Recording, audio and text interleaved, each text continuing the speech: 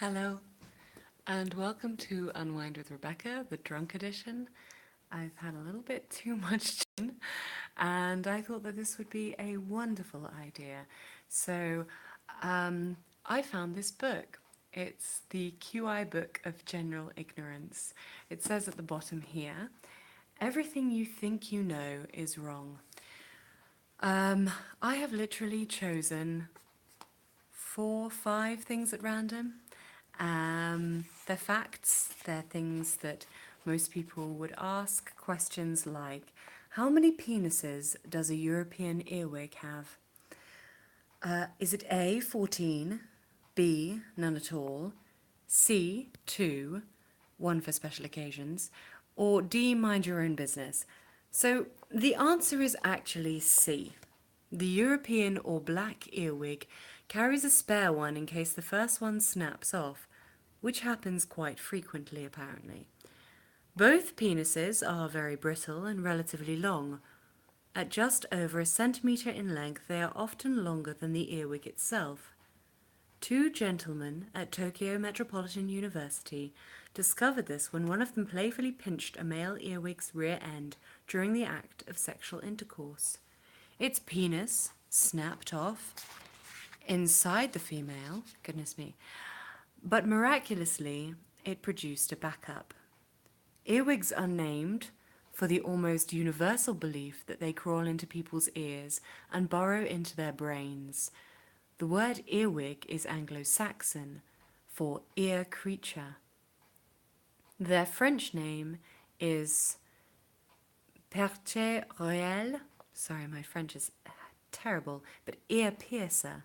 In German, it's ohrwurm, earworm, and Turkish kulak. I'm not even going to try and say that, but ear fugitive. Earwigs don't crawl into ears any more than any other insect, but Pliny the Elder recommended that if one does do so, you spit in the person's ear until the earwig comes out again. They definitely do not burrow into your brain. An alternative suggestion for the name is that the pincers at the rear end of an earwig resemble a tool once used for ear piercing. This idea seems to be more appealing to Latins. The Spanish have two words for earwig, contraplumas, which also means penknife, and tijerta, which means scissor kick. In Italian, an earwig is forbicina, little scissors. Again, apologies for my language. A giant species of earwig, which is 8.5 centimetres or 3.3 inches long, lived at St. Helena, the South Atlantic island, when Napoleon Bonaparte spent his final years in exile. They may still be living there, but the last one was sighted in 1967, nicknamed the dodo of the Dermaperta, the order of which they belong, meaning skin wing. The slim hope that they may still exist was enough for environmentalists to prevent a new airport being built on the island in 2005. Two species of Malayan earwig feed exclusively on the body, oozings and dead skin of naked bats. The more you know. So, as I said, the original question, in case you didn't hear it, was how many penises, or peni, does an earwig have? And the answer is 2. Right. So, next question. Let's have a look, shall we? The next question is, what colour is the universe? So, apparently the universe is officially beige. In 2002, after analysing the light from 200,000 galaxies collected by the Australian Galaxy Redshift Survey, American scientists from Johns Hopkins University concluded that the universe was pale green. Not black with silvery bits, as it sometimes appears. Taking the Dulux paint range as a standard, it was somewhere between Mexican mint, jade cluster, and Shangri-La silk. A few weeks after the announcement to the American Astronomical Society, however, They had to admit that they'd made a mistake in their calculations and that the universe was, in fact, more of a dreary shade of taupe. Since the 17th century, some of the greatest and most curious minds have wondered why it is that the night sky is black. If the universe is infinite and contains an infinite number of uniformly distributed stars, there should be a star everywhere we look, and the night sky should be as bright as day. This is known as Olbers' paradox, after the German astronomer Heinrich Olbers, who described the problem, not for the first time, in 1826. Nobody has yet come up with a really good answer to the problem. Maybe there is a finite number of stars, maybe the light from the furthest one hasn't reached us yet. Olbers' solution was that at some time in the past, not all the stars had been shining, and that something had switched them on. It was Edgar Allan Poe in his... Sorry, I've got to change the... It was Edgar Allan Poe in his prophetic prose poem Eureka, written in 1848, who first suggested that the light from the most distant stars is still on its way. In 2003, the ultra-deep field camera in the Hubble Space Telescope was pointed at what appeared to be the emptiest piece of the night sky, and the film exposed for 1 million seconds about 11 days. The resulting picture showed tens of thousands of hitherto unknown galaxies, each consisting of hundreds of millions of stars, stretching away into the dim edges of the universe. Well, the more you know. Again, I said that again. Oh gosh. Just to put into context why this video is happening, I'm celebrating. I'm going on holiday for the first time in 5 years tomorrow. I've been abroad, but I haven't actually been on I'm going to relax and enjoy myself holiday for, 5 years. So, makeup smudging everywhere. So I got back from work and decided that the holiday starts now. So I started having a little bit of gin, and then I had another little bit of gin, and then I had a little bit more of gin, and now I am utterly trolleyed. So of course, what did I decide to do? I decided to post a video here. So I'm in my dining room, on my sofa, divine, as you can see, and enjoying myself thoroughly. Right, question number 3. What is at the middle of a pearl? A worm, usually.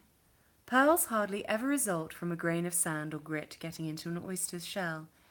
There is perhaps 1,000 to 1 chance of a pearl forming that way. If all it took was sand, which oysters spend their lives sucking in and blowing out, pearls would be far more common. Oysters have numerous predators. Parasitic worms, starfish, snails, sponges, and mussels attack them by prizing open or drilling into their shells. The larger creatures usually kill the oyster, but the worms trigger its defense mechanism and may be contained in a pearl sac, then smothered by repeated coatings of nacre to stop the irritating wiggle. Nacre is an extraordinary substance, a mixture of calcium carbonate, from which marble is made, and an organic secretion very like keratin, the material responsible for fingernails. The aggressors suffer a glorious doom. The 19th century French natural scientist Raphael Dubois said, "The most beautiful pearl is nothing more, in fact, than the brilliant sarcophagus of a worm." Oysters with parasites in them are often spurned by polite oyster society and go and live under rocks out of the way. Oh, poor things. Which makes it slightly easier for pearlfishers to find them. Gosh, even worse. Nevertheless, a finished pearl can take up to 15 years to make, and a ton of oysters might yield as few as 3 pearls. The chances of any of them being perfectly spherical are, literally, 1 in a million, Cultured pearls are an attempt at fast-tracking their process. An oyster is opened and a bead of mussel shell inserted, along with parts of other oyster's mantle, the fold of an oyster's skin covering its internal organs. The donor oyster's skin fuses with the tissue of its host. Gosh, this is terrible. Fuses with the tissue of its host and is stimulated into producing a pearl sac, coating the mussel bead with nacre. Pearls are often found in clams, whelks, conches, abalones, mussels, and snails, as well as in oysters. But don't get too excited as you shuck your English natives this Christmas. The pearl oyster is actually a kind of scallop and is about as closely related to the edible variety as humans are to marmosets. I love marmosets. Edible oysters don't produce nacre. Their pearls look like rather dull pebbles. So, that was question number 3. What's at the middle of the pearl that we found out? And it's often a worm. A little wriggly worm. I probably should actually be going to bed because I have to be up at 5 o'clock because, yet again, let me tell you that I'm going on holiday tomorrow. Hence the drinking and the celebrating and the rather ill-timed video. Right, on to question 4. Why do bees buzz? It is, apparently, to communicate. Bees use their buzzing, much as they use their movements or dancing, to pass on information. 10 distinct sounds have been invented. This is where you can tell that the gin has really got to me. 10 distinct sounds have been identified, and some have been linked to specific activities. The most obvious of these uses is fanning to cool the hive. It is loud and steady, at about 250 beats per second, and is amplified by the hive itself. Bees also buzz more loudly to signal danger. Anyone who has approached a hive will notice that the change in tone is noticeable, followed by a sequence of 500 beats per second pulses to sound the all clear and calm the hive. The queen bee has a particularly rich range of sounds. When a new queen hatches, she makes a high-pitched chirrup called piping or tooting. Her sisters, still curled up inside their cells, answer with a croak-like call called quacking. This is a big mistake. There can only be one queen. Using the quarks as a guide, the hatched queen picks each off in turn, tearing open their cells and either stinging them to death or ripping their heads off. To be honest, this is starting to sound like an episode of Game of Thrones. Bees use their legs to hear. Sound messages in the hive are communicated through the intensity of the vibration. However, recent research into bees' antennae suggest that as well as the chemical receptors they use to smell, the antennae are covered in eardrum-like plates, which might be ears. This would explain why other workers touch the dancing bee's thorax with their antenna rather than the waggling abdomen during the waggle dance. They are hearing the directions of the nectar rather than seeing them. After all, it's dark in a hive. It's a little bit dark in here too. How bees buzz is more controversial. Until recently, the main theory was that they use the 14 breathing holes along their sides, called spiracles, rather as a trumpeter controls the sound of his instrument with his lips. His embouchure. Indeed. Entomologists at the University of California have ruled out this theory by carefully blocking the spiracles. The bees, it appeared, still buzzed. The latest hypothesis is that buzzing is partly caused by the vibration of the wings, which some amplification from the thorax. Clipping the bee's wings doesn't stop the buzzing, though it does change its timbre and intensity. So, that was question 4. Why do bees buzz? And apparently it is to communicate. As I said the past few times, the more you know. Knowledge is fun. Right. This is the final question. I'm shifting my phone to this side and trying to get a little bit more light. Which is best? Here? Here? You can't see my purple hair. This is shocking. Let's go back to the sofa, shall we? Because it's nice and comfortable here. Right. You can stay there. Do carrots help us to see in the dark? The answer is not really. Carrots are a good source of vitamin A, a deficiency of which can lead to night blindness, where the eye adapts very slowly to changes in light. The retina of the eye is made up of light-sensitive scales. Not scales, Rebecca. Cells. Light-sensitive cells called rods and cones. Cones pick up detail and colour, but need plenty of light to function, like a slow film emulsion. The rods can't distinguish colour at all, but need less light, like a fast emulsion. So are used for night vision. They contain a light-sensitive chemical called rhodopsin. I'm going to say it's rhodopsin, the key ingredient of which is vitamin A. The easiest way to treat night blindness is to increase the intake of vitamin A, most commonly found in carotene. Carrots contain carotene, but even better are apricots, dark-leaved vegetables, such as spinach, and bilberries. Actually, I have a wonderful recipe which was passed down from my grandmother for a bilberry and raspberry crumble. So, dessert is the answer. Dessert, to be honest, should always be the answer. Right. But improving defective night vision is very difficult from making normal night vision better. Eating lots of carrots won't help you see any better in the dark.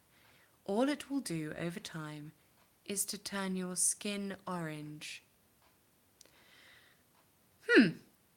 Suddenly wondering about the vast amounts of carrots I ate for dinner tonight. During the Second World War, Group Captain John Cunningham, 1917 to 2002, gained the nickname Cat's Eyes Cunningham. His 604 Squadron operated at night. The British government encouraged rumours that he was able to see in the dark because he ate so many carrots. This was deliberate disinformation designed to cover up the fact that he was testing the newly developed and top-secret airborne radar system. It seems highly unlikely the Germans were taken in, but it helped persuade a generation of British children to eat the one vegetable that remained in constant supply throughout the war. The government started to overdo the carrot propaganda. I do apologise. Carrots became the bright treasures dug from the good English earth. A 1941 recipe for carrot flan reminds you that carrot flan is delicious all on its own and is night vision flan. Night vision flan. Sounds delicious. However, this fooled no one, and carrot jam and marmalade failed to find their way onto the British breakfast table. Thank goodness. Carrot marmalade. The Portuguese are fond of carrot jam, though. In 2002, this led to the European Union redefining the carrot as a fruit. Carrots are fruits. I didn't know that. I mean, I knew about tomatoes, but I didn't realise that a carrot was a fruit. The more you know. So, I, as you've probably noticed, haven't been uploading as frequently. There is one very, very big explanation for that, and that is that I have been working very hard at my actual job. I was promoted, I was made a manager, and so I've been spending most of my time at work rather than at home. But,